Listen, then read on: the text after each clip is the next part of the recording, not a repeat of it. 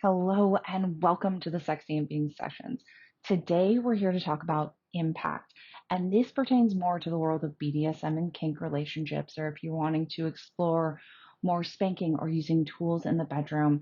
It also comes down to more of the emotional layer. So we're getting into the physical, we're getting into the emotional, we're getting into how even that physical impact can create sort of these waves out from just the physical act. So, I'm Alix Pruett, a certified sex, love, and relationship coach with a BDSM and kink focus. I work with men, women, and couples plus who want to transform their old patterns, pain, and beliefs so they can create thriving relationships that are deeply connected, playful, and fulfilling within themselves and with others. So, let's just get into this. I see several different layers that come up when we talk about impact.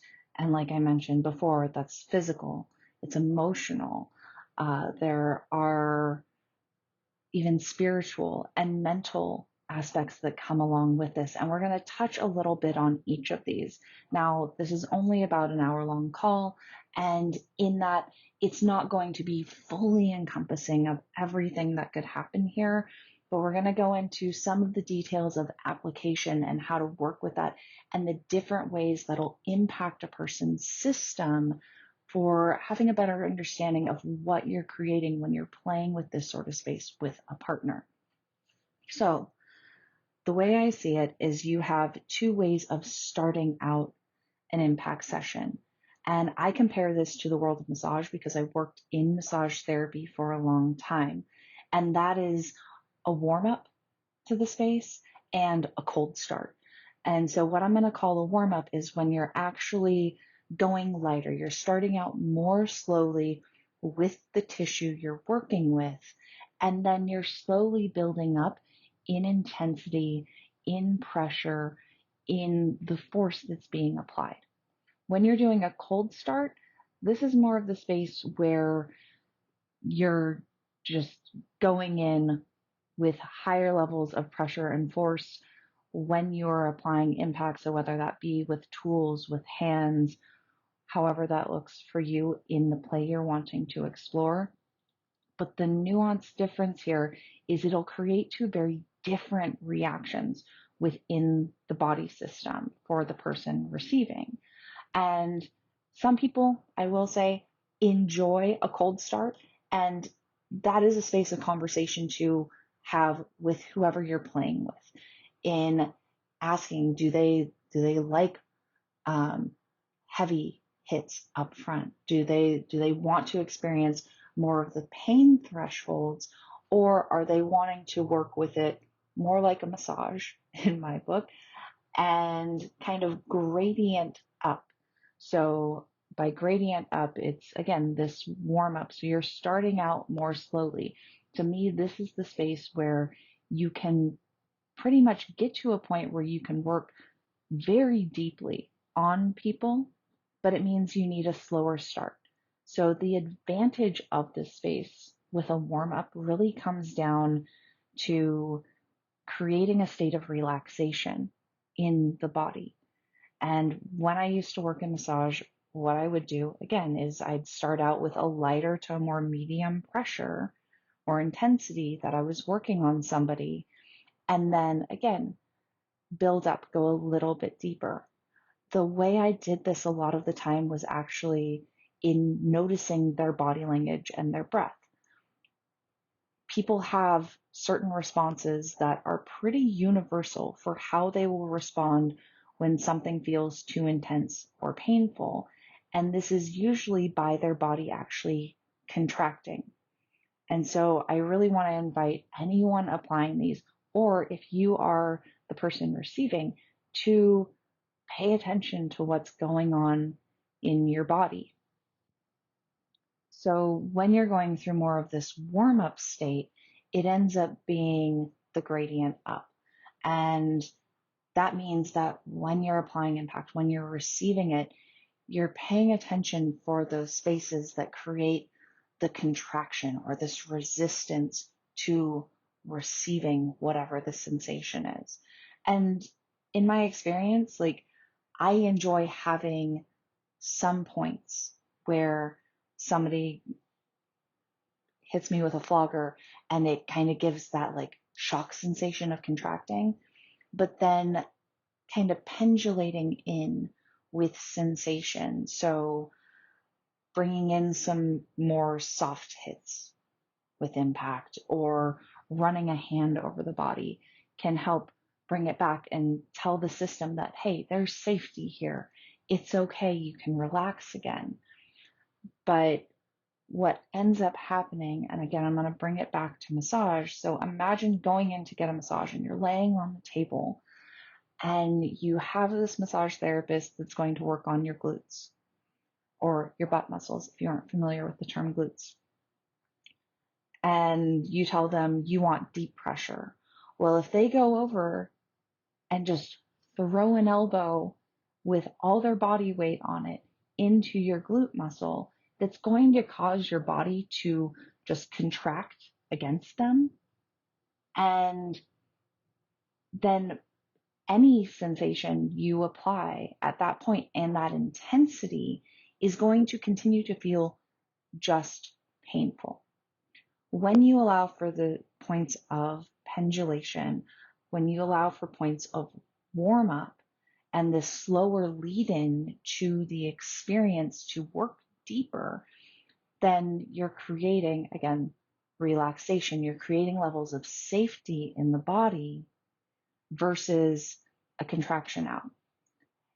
Now, in my experience, when there is that safety to be in the body, then I'm able to drop in. I'm able to feel all this sensation. And even if they are more painful or uncomfortable sensations, I'm able to be with them and breathe with them. And we're going to touch on that in just a moment as far as bringing in breath. When it is only based on getting that pain reaction, getting the reaction that feels uncomfortable, and that repeatedly, then when you keep applying that, it actually creates more of this state of disassociation. So that feeling of being out of your body or just in your head, because of so many things that go into the parasympathetic nervous system and fight, flight, freeze, fawn responses. I'm not going to dive into that. If you want more information along that, check out the other YouTube videos that are here. There's a lot of information around the parasympathetic nervous system. Overall, on that topic, I really recommend learning more about the way that the primal nervous system or the lizard brain or whatever you want to call it responds in high stress situations, because it's the fear response, it's the stress response in the nervous system. And it can be a fun place to play with. And at the same time, like, you want to make sure, or in my preference, you want to make sure that you are doing that as safely as possible, that you are creating this container of safety when you are working with another person, when you're playing with another person in these ways, so that they can have an experience and then come back to this place of a regulated baseline, not to where they're now left in a very triggered or dysregulated state in their nervous system. So one thing I touched on before is breath. And breath is a really powerful way to amplify and actually intensify, make yourself more capable of receiving impact play. Now, how this plays in is that a lot of the time we get conditioned into breathing high in the chest. And this actually signals that nervous system that we are in a fear response or a stress response.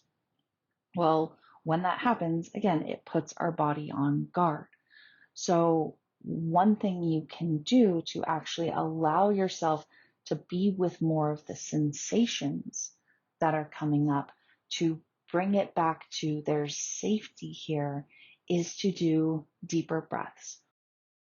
For me, breath work is life. Like, you can go a certain number of days. I think it's like 3 days without water, over a week without food, several days without sleep.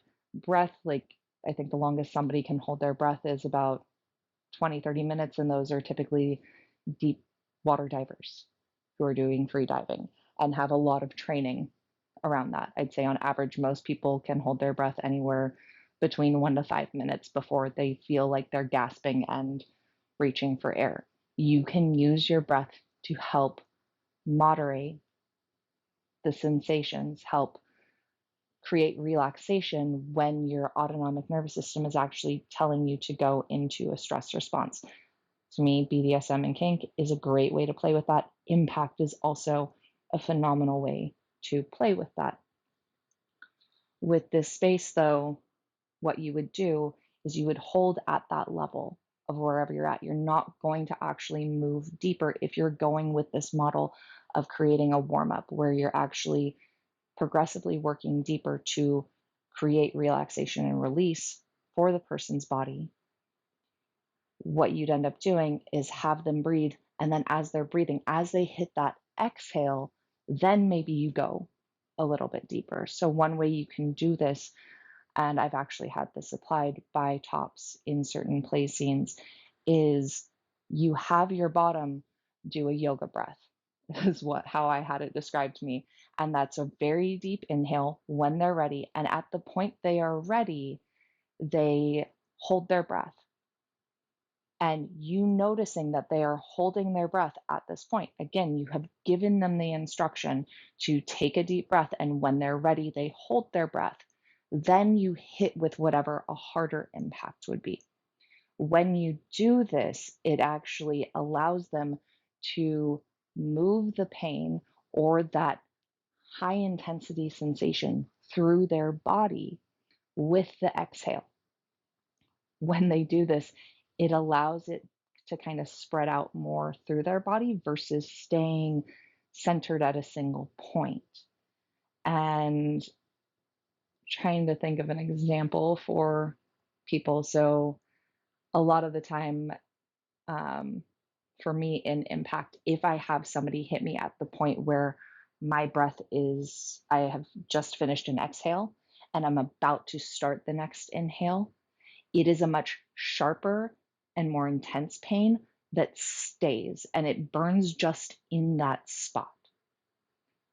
And where this is important is understanding how you're actually impacting the body on a more physiological level, how those hits or how what you're applying to the body ends up dispersing in the other person's experience. And you can play with these things yourself. I definitely recommend, if you have not incorporated your own breath play as a top, trying it out. Like, you will actually see, even if you just play with like pinching on your body, if you bring focus to your breath, if you do, again, this deep inhale, and then you pinch or do something that is going to cause a visceral reaction of pain in your body at the point of like the peak inhale, and then you breathe out when that sensation is applied, like, give that a go, see how it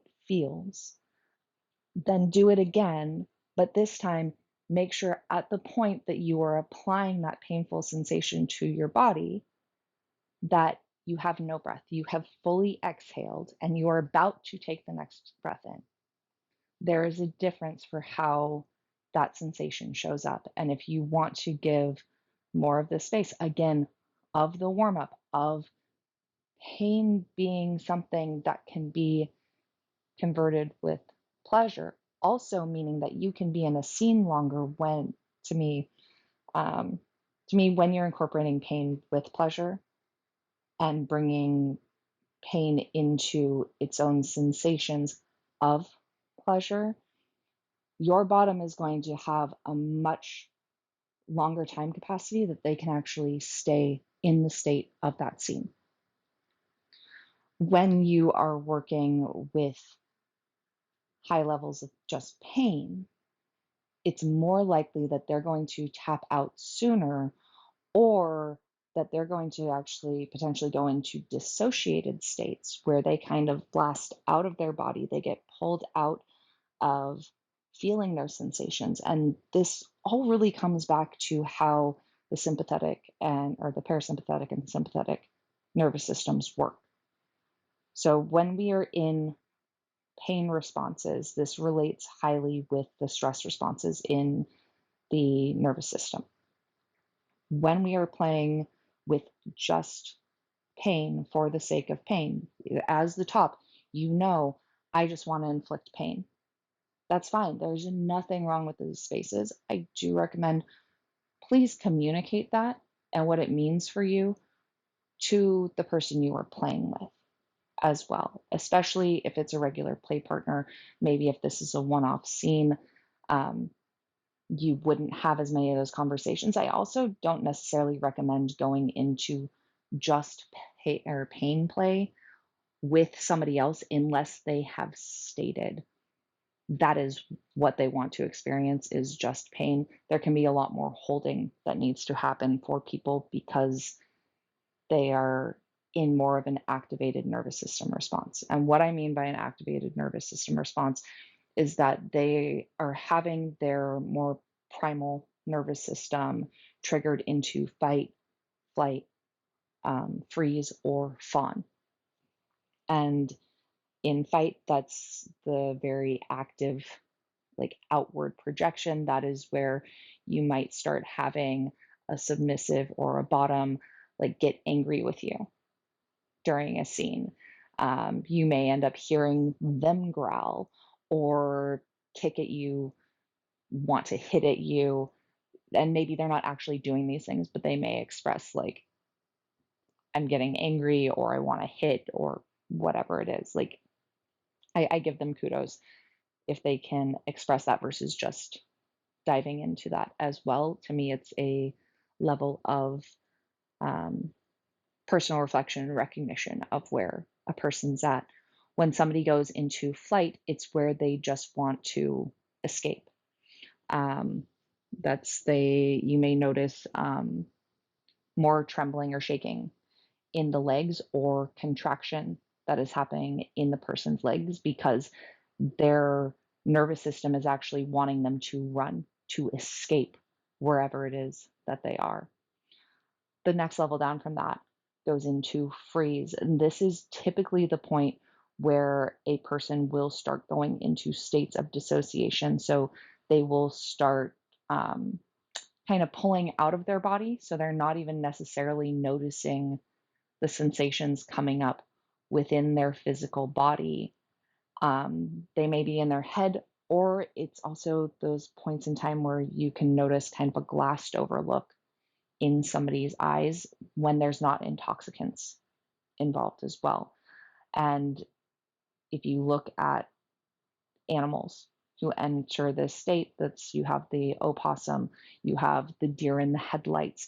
It is just a complete freeze of the body. You may be doing impact, and you can notice like a tension, this holding that's happening in the body. It's not a complete relaxed state. But there's typically very little movement that is also happening at this point in time. And then there's the last tier, and this can show up in different ways as far as what comes across in a fawn response. But a fawn response is more of the space where the bottom or the person receiving impact just wants to give whatever the other person wants, because it's a very socialized level of a fear response that shows up in humans. I'm not sure how much it shows up in other animal species. I have not done that particular research, but it is very much so where people pleasing, loss of identity, weak boundaries fall into place. But when you get into playing, especially with just pain, it is more likely that those states are going to be activated. within a person's nervous system. And this isn't to scare anyone, this is literally just to bring awareness of the things you may be playing with, and hopefully an understanding of why it's going to be important for you to potentially hold more space, or there may be more aftercare needed when these different states have been activated that are part of that primal response.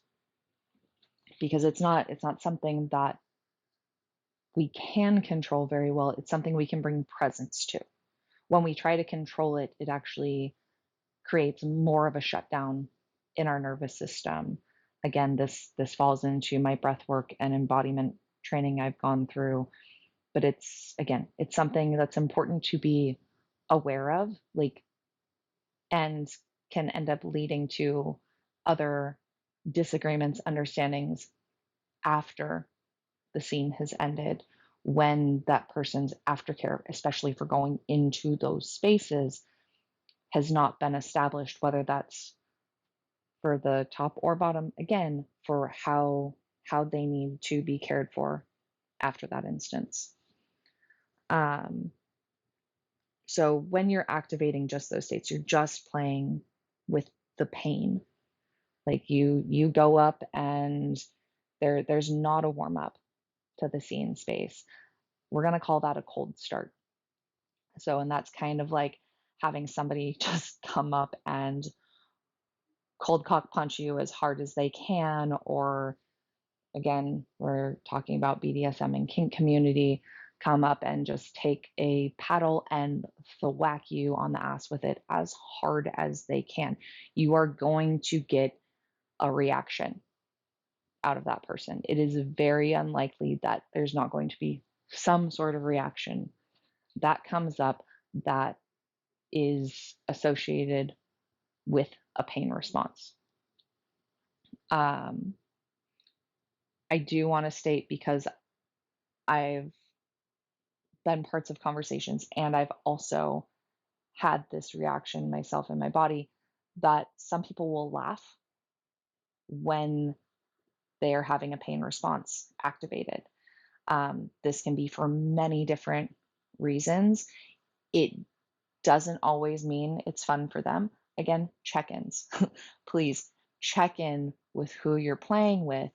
And even if you're seeing certain reactions come out of their body, like, be willing to hear the things they have to say about what their experience is, because they could be laughing, but maybe they don't actually like that. Where a lot of us take laughing as a positive indicator, unless we're blatantly like tickling somebody past a point of where they're saying, no, stop, but their body is still laughing. All those neurons, all those receptors that we experience pain and pleasure with, are the same receptors in the body. There's actually similar sensation sets that we experience as well, that give us those messages for what we're feeling in the body. It's usually that one set of those sensations is accepted, it's welcomed in our body, and the other one, the one that feels painful, the one we reject or want to push away, is not accepted. It crosses a boundary at some point. And that to me is where bringing in the warm up can be really important. Um, Again, unless somebody just wants to go into the cold start. And again, there's nothing wrong with that. Levels of communication, highly important for not crossing other people's limits and boundaries. Um, Also, I don't necessarily recommend, if it is like the first time, maybe even a couple times of playing with a new partner, unless there has been extensive negotiations beforehand, that you start with a cold start. Many people are not going to respond well to that, and it's going to be more of the far and few between who want that sort of cold start to begin with. All right. So one thing I do recommend bringing in, again, this is going to fall more into your basing your play on this model of warm up, right? And it's a type of pendulation with sensation.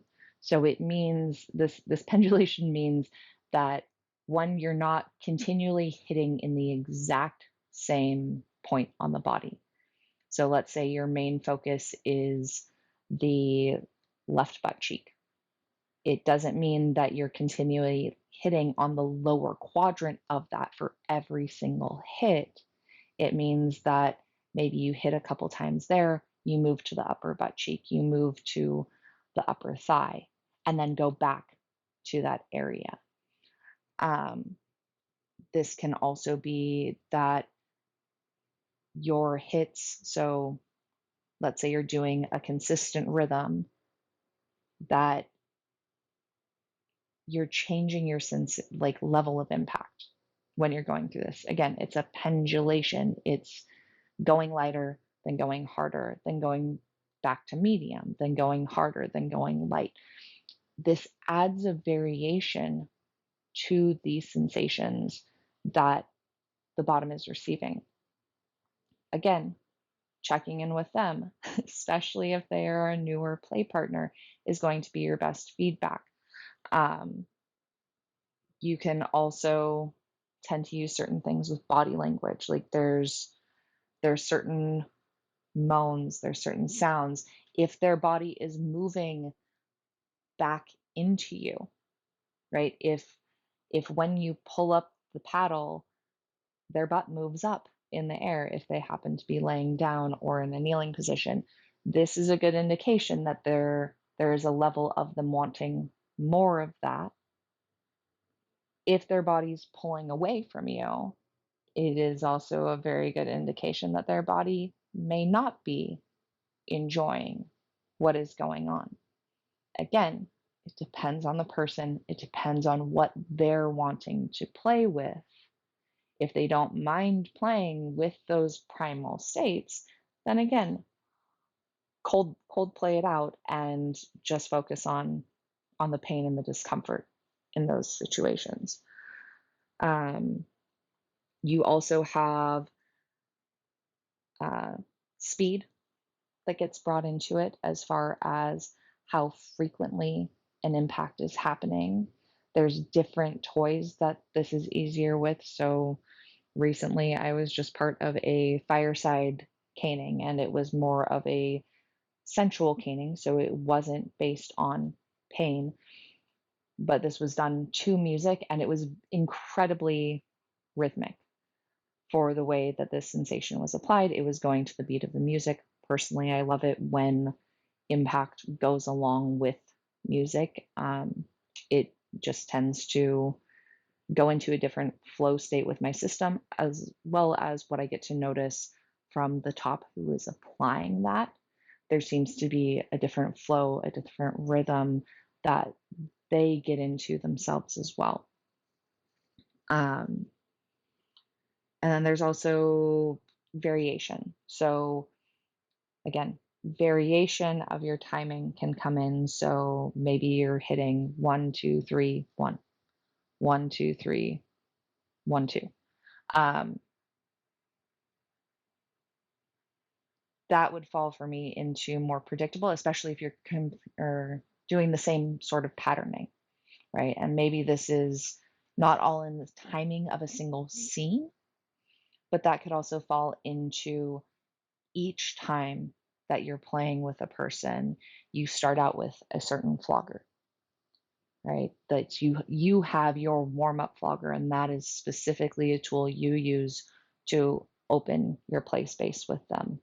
And then you end up bringing in a certain paddle, and like you have your rhythm, you have your flow or routine of what you do in a session.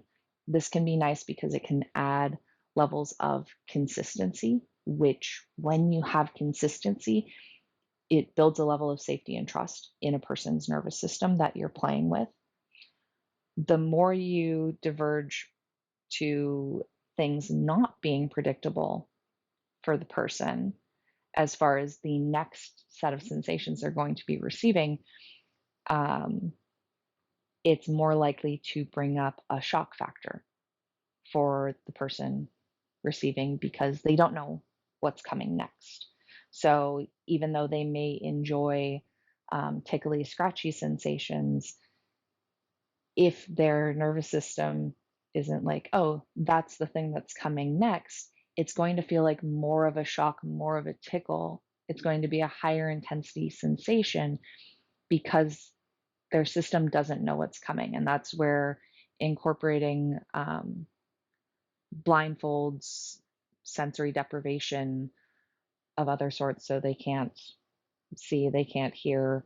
You could also play with this in the realm of scent. Taste is a little bit harder to incorporate. But when you start incorporating those, it puts one a higher focus on the other senses that are not or that are currently being utilized. Um, it also takes away one of the ways that they would have information about what was coming next. So again, that's where you being completely behind the person to where they can't see what you're grabbing next. You can also, I mean, my current dom, he enjoys showing me the tool he's going to use next, especially if we're playing with pain, because there are certain ones I really, really don't enjoy. And they'll kind of like get a groan response out of my body because they are stingy, and stingy is not particularly my thing. And it is something that for my nervous system will actually very quickly activate a anger response, especially if it is repetitive. So again, here we're talking about like if he were to just go up and hit me several times with that particular paddle, I am likely to get very flared in anger and wanting to kick or fight back quickly. Um, where if he hit me with that once and then went to some other sensory stimulation, so let's say he brought in his fingers and then ran those over my other butt cheek that he did not hit with the paddle, or did a light scratching sensation down my back, which I enjoy scratching sensations, then that's more likely to, again, bring it back to pleasure. So I'm pendulating again with the sensations I'm experiencing as the bottom. So we talked a little bit about the different states that impact can bring up. I want to touch on this just a little bit more. Again, there is the nervous system responses for fight, flight, freeze, and fawn. I highly recommend that if you are playing in this realm, like to get familiar with those nervous system responses to some degree. At least have an understanding of what sort of behaviors come up, because you, a lot of the time, if you're bringing in pain specifically, you are activating this parasympathetic nervous system, because it is a primal system that exists within every single one of us that is there to try to tell us how to stay safe and how to keep us safe. Again, how that shows up for each person is going to be different. One person who ends up reacting with fawn in their nervous system to one set of sensations, another person may immediately flip to anger. And there's nothing wrong with that. It is how their nervous system learned to stay safe in different situations. But being familiar with that, being familiar with the body language, the behaviors that come out with those states, it will give you more of an understanding of what you're playing with. Again, if the person doesn't want to go into anger, doesn't want to go into other certain responses, it can help you understand by what you're noticing as well what's coming up for them and backing off. Or if they want to play with it more, being like, oh, that triggers their anger, they wanted to play with anger, let's go into that.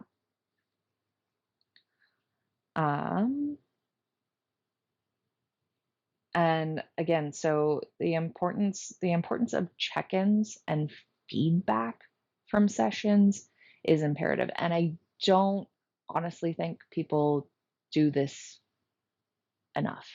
Um, at least in my experience, and this isn't just experience with the world of BDSM and kink. This is my experience of like being in workplaces, um, interpersonal relationships with friends, family, or partners. People aren't great at check-ins or feedback. And so a check-in can be something that happens during the scene. And again, if you have a new partner, like please do not assume that you know where they're at. Um, that can be a very dangerous thing to assume. So more check-ins are really appropriate. And if they don't like having check-ins that much, that's okay. Give them the room to tell you you don't need to check in that much. I would prefer that a top or a dom check in with me more often to start and give me the room to say, hey, like, yeah, you're checking in a whole lot. I don't actually need you to check in quite so much. Then have them not doing check ins at all. And that check in can just be like, how are you doing? Right? If you have established safe words, which some people like safe words, other people don't. My personal recommendation is please have them. Also, please trust that your bottom or sub, once those safe words have been established, will use them. If you do not trust that they will use them unless there is some other emergency situation going on, then it's probably not a person you should be playing with in the first place. Like you want to have enough trust in the other person that they can tell you, hey, like, this is getting to be too much. I need you to back off a little bit. To me, that's a yellow. A yellow is that hold at this spot or slow down. The red is we're stopping. And that may mean that the scene is completely done. For me, that also could mean like it needs to stop for right now. We might be able to pick up again, but that's indeterminate right now. Like right now, immediately in this moment, it's a stop. And nothing else proceeds at this exact point in time. Again, I could be fine in 5-10 minutes and want to keep going. That's a point of communication to have with one another. Um, but those check-ins are imperative. One, again, we talked about how the different nervous system responses can come in. If a person goes into freeze and fawn, it is more likely that they are hitting states where they're probably becoming nonverbal in some sort of way. So having them asking it for a check-in, being like, how are you doing? Like, where are you at? Whatever that verbiage looks like for you can help give them the reminder to drop back into their body. Again, we talked about how the freeze response can pull people back out into a sort of dissociation. So those check-ins can be imperative for bringing the person back and being like, oh, wait, how am I doing? Like, what's there for me? As a bottom, as a sub myself, if you ever were to watch me in a scene, you will notice that I periodically wiggle my fingers and toes. And that is me doing my own check-ins on where I'm at and making sure I'm actually feeling my body. And I personally picked up that habit for myself in doing rope suspensions because with rope play, there is a much higher likelihood that there is a pinched nerve going on. And if there's a pinched nerve happening in my body, that area is going to end up feeling numb before I ever feel pain in it. And that can happen very quickly. So I actually tend to do toe wiggles probably every 5 minutes or so at the longest. There's definitely every once in a while I kind of get lost in a more dissociated subspace and won't be doing those again, that is my responsibility as well as the bottom, is making sure where I am at, and that doesn't just all go on my top. Again, nobody else is a mind reader, if that is not clear. Um, Nobody else is a mind reader. You are the absolute best person to know what your state is and where your state is. Another person can gauge for themselves, okay, like, I'm noticing these things. This is the space I feel comfortable holding. For another person, this is the space I'm capable of holding for another person right now.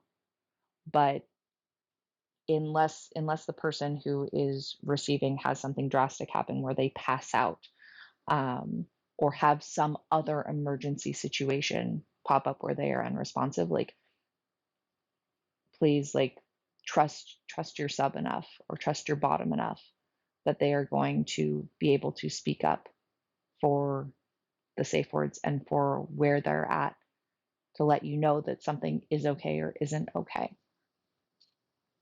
To touch a little bit in with the check-ins, I mentioned feedback. So one of the things that can get people really fucked up with feedback is they are either only asking for, or they are only asking for opportunity feedback, or they're only asking for celebratory feedback. And celebratory feedback is the feedback most of us like receiving, because it's the praise. It's the, you did this so well. I really enjoyed this. I really loved this about this experience. It's the thing that boosts up our egos and tells us, you did a good job. You're worthy. You're lovable. You're accepted, whatever it is. The opportunity feedback is what most people don't like receiving. And granted, there is ways to finesse this in your communication style to have it be more received by another person. And I'm not going to get into all those details right now, but just my recommendation is, if you were to try to say it to yourself and it feels like you're being highly critical or harsh or mean, see if there's a different way you could phrase it to another person. Because it is likely that, like, possibly your very critical side is stepping in there, and that there's a more loving, kind, and passionate way. You were communicating with another person. And we're going to make the assumption in this space that on some level, this person cares about you, and that you care about them, and that you care about whatever the relationship is, whether it is a single scene or somebody you're playing with multiple times. So in this opportunity feedback, like, it doesn't matter how gently you put something. If somebody is taking it as a harsh criticism, there's also work in that for them, in being able to take that feedback and not have it mean that they are just a terrible person. Um, Opportunity feedback is so valuable because it is the thing that allows us to learn and allows us to grow with another person. Because again, not every body or buddy is the same. And so, even let's say you have been giving impact for 10 years on a regular basis, and like, you feel like you have mastered this shit and you are like the top cream of the crop in your fields, there is going to be somebody you end up working with who, like, your type of impact is not for them. Or there was something that happened in that scene where they're like, that really didn't feel great. Like, if there had been this little shift or this difference for me, it could have felt 1%, 10%, whatever, better. And those are the opportunities you get to take as a top or a bottom, to say, okay, like, I can grow in this way, or this doesn't really land for me, right? You also get to make that choice because this is the other person's subjective experience of what they had go on. It may mean that for most of the other people you play with, that you still play in your old way because that works for you. Maybe it means that this other person who didn't really enjoy your style, you don't play with again. Or it means that you know when you play with that person, you play with them in a slightly different way because there's a shift for how they may enjoy that more. And that's okay. Again, it's getting out of the assumption of knowing and bringing in higher levels of curiosity. Because the more you bring in that curiosity, the more it becomes play, and the more it just becomes kind of this adventure that you get to learn through versus you had to be perfect, or that now you're a shitty person or a shitty top or a shitty bottom because you're not a fucking mind reader. Because again, none of us are. There are certain things we can pick up on that are great, that can give us information. But again, these check-ins actually asking for feedback. And please, I cannot state this enough. Ask for opportunity and celebratory feedback. You can think of the opportunity feedback as the thing that helps keep you humble, and the fucking celebratory feedback as the thing that allows you to know, like, this is where I did a good job. The humbling part is this is where I can still keep growing and learning. So as I mentioned way earlier, and it has definitely touched on this a little bit, we have the physical side of impact. The differences that can come up with if you're doing a warm up or a cold start, pendulation, bringing in speed, variation, so the predictability versus not predictable, then getting into some of the states that impact can bring up. And we talked more on the fight, flight, freeze, and fawn. So, in association with this, our primal responses are very, very linked to our emotions. So, the way I like to think of this is our primal system, which is constantly running in the background of us, and it runs through our five senses. So, touch, taste, smell, hearing, and oh, I just lost it. Touch.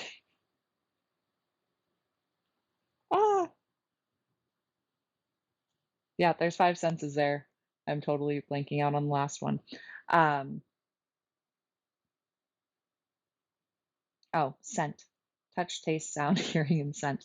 Um, there's also what is called interoception, and the interoception is actually noticing what's going on within our physical body. So that is the state where you can feel your lungs, you can feel your heartbeat, um, you can feel your muscles, you can feel your bones in your body, your organs, your digestive tract. You can actually work with your body if that has been conditioned out of you. I will say it is a very common thing to have our interoception kind of conditioned out of us or dismissed, but it's something you can work with to get a better understanding of messaging and communication from your body. But all of those come together to form different sets of emotions. And so emotions are sets of sensations that end up arising at the same time within the body that give us a certain message that tell us you're feeling this emotion. So for me, when I am feeling, we'll go with angry because it's one that's more common for similar types of sensation sets as far as I understand. I will tend to get more tension through my shoulders and specifically down my right arm.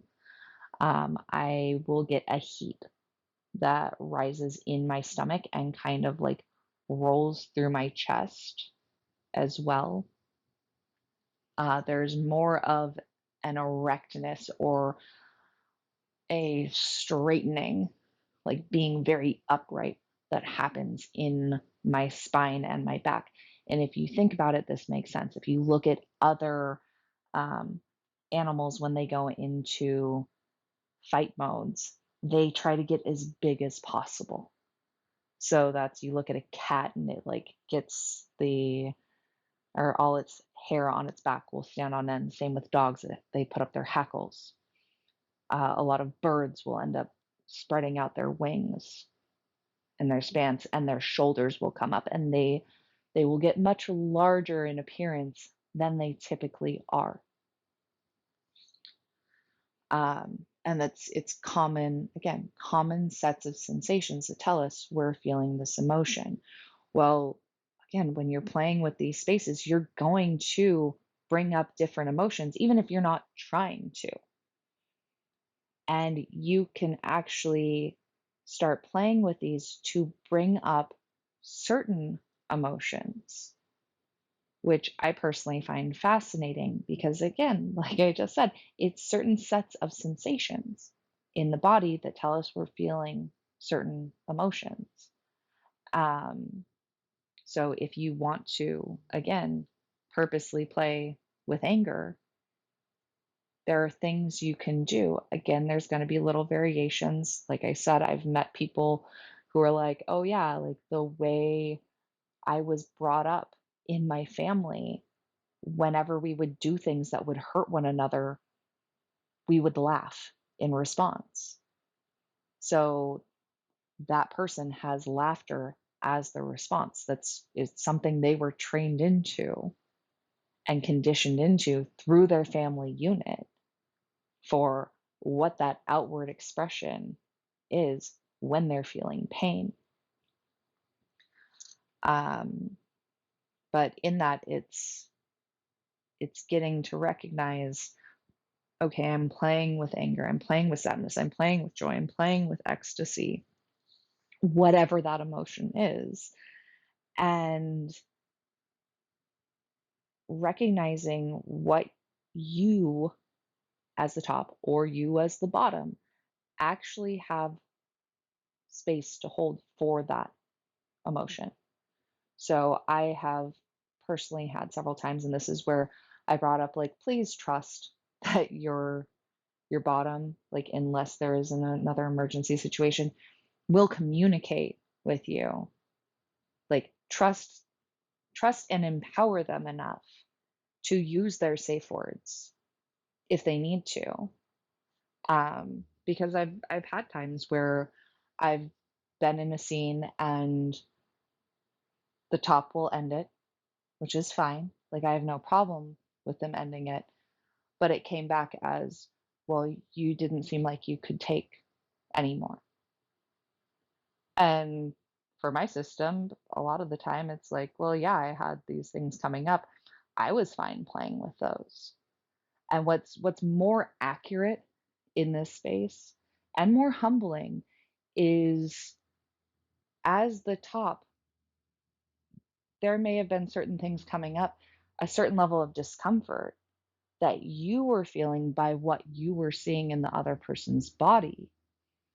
That has nothing to do with what they can actually hold or handle.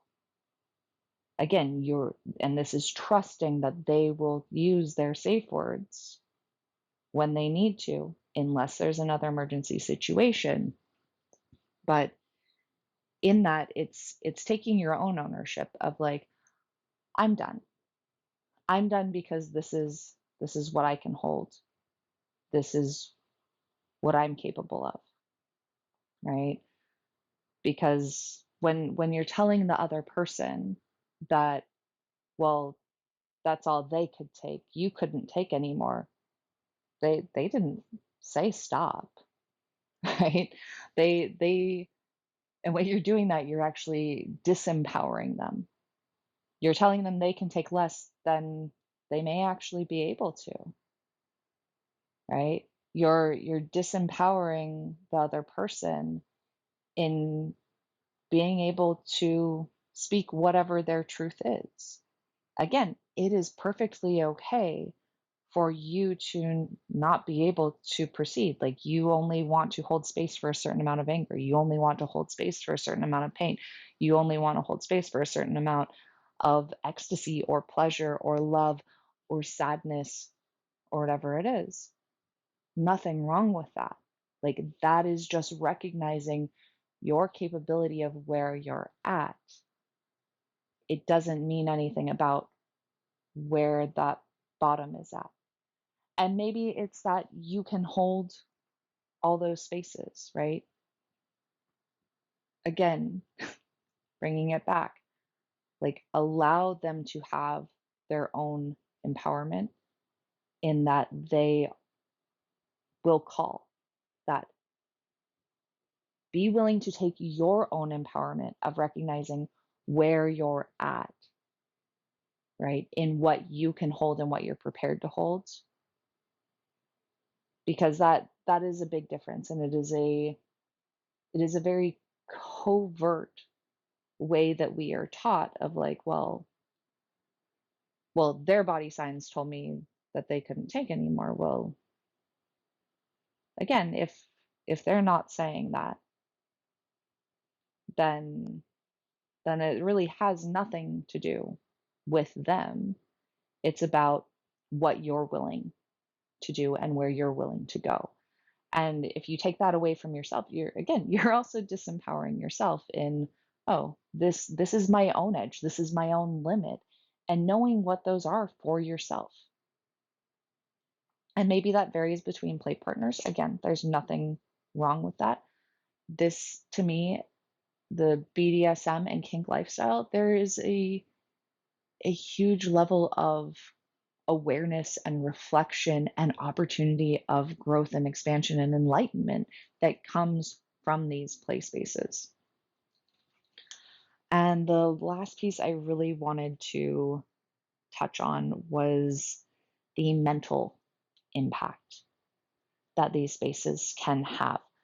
I have done a lot of play and research around altered states of consciousness, also identity and parts work. And I definitely want to do a show upcoming where we talk more about different dom and sub identities that can come out. Again, it's going to be more of the general form because this is talking to a wide variety of people, but to kind of help understand that, like, there are different subconscious traits within each of us that can get triggered.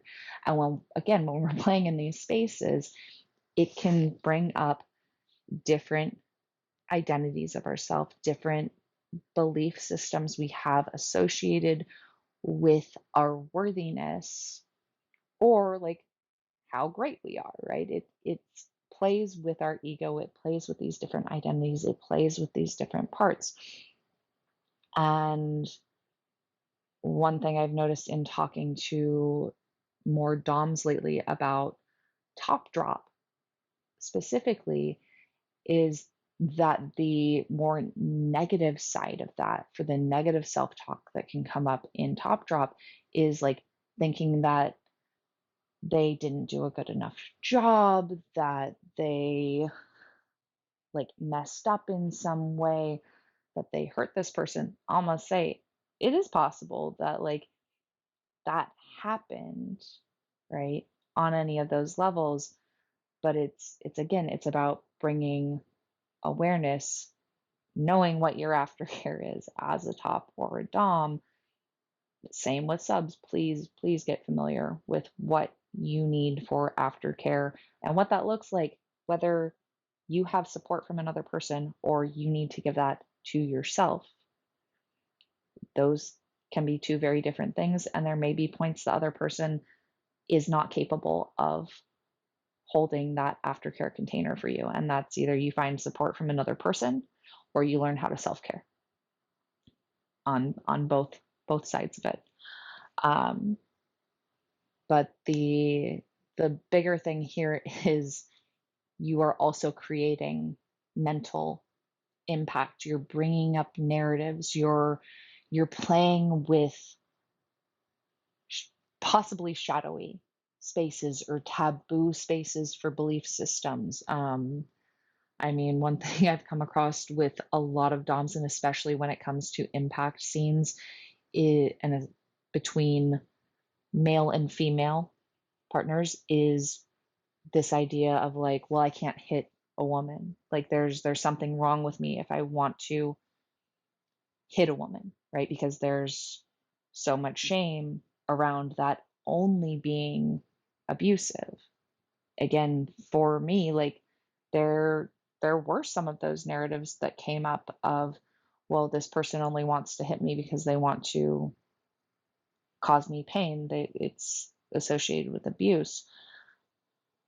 I also have the frame of reference of massage therapy, and I did work a lot with deep tissue massage, which on certain levels is causing other people levels of pain, and sometimes really intense levels of pain, but it's also pain that's based in pleasure. And so for me, there is that understanding of it's about sensation, it's about experience.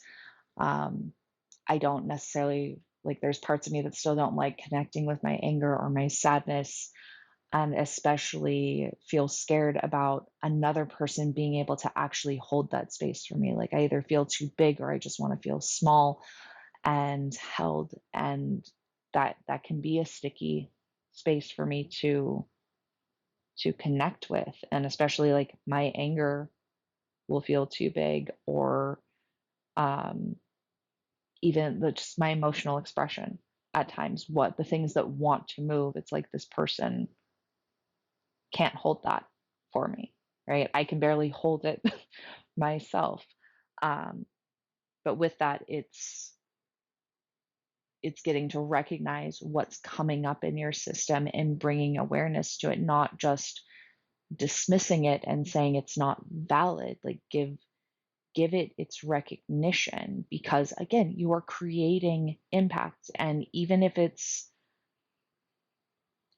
you're only trying to do that on the surface level of a person, on the very physical, like, I'm impacting their skin with a paddle, with a flogger, it has a ripple effect, kind of like if you drop a pebble in a pond, and that waves out through the person's body, and it touches on emotions, it touches on their mental, it touches on spiritual, if they identify as being a spiritual person.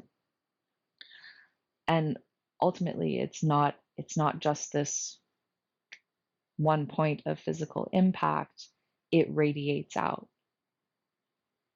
And it's about bringing awareness to that, because we're a whole system. We aren't just a bag of flesh, right? Like, we also experience these sensations. And they all come together. They all come together as a system, as a whole. All right, I guess that's really all I have for today. I really want to invite anyone who hasn't done so to go down into the About section, um, on the YouTube page, or under in the description, and go join the Sexient Beings email list. If you are male or identify as being more of a top, or want to work with your anger, your emotions, and finding more balance in that, then I definitely recommend joining the Sovereign Dom email list. It's all found under my link tree. There is some amazing resources there. Also, like, what is your favorite way to to create impact in another person's life? And again, we did not just stick to physical impact. So maybe for you, that's floggers, that's a wooden spoon, that's using pinwheels, like any of the physical things. Maybe it's tickling, but maybe like you really enjoy playing with the emotional and mental sides of it. Like, what's your favorite way that you receive impact from others? And this does, again, it doesn't mean that you have to identify as a bottom or as a sub. You are a human being. You are impacted by your life and the world around you. What is your little pebble that like you want to look at more, that you want to explore those ripples out? Comment below. What resonated here for you? What different ways do you want to apply impact or receive it? What do you want to bring notice to in your experience of impact spaces with a partner? Or how things are coming up for you emotionally or mentally with those spaces? So, until next time, thank you for joining me here. If you're interested in working with me, then you can find a link below that will take you to all my links. But you can book a free discovery call and we can talk about how you want to bring this impact to explore your sexuality, to expand upon the depth of your relationships with others in meaningful and fulfilling ways.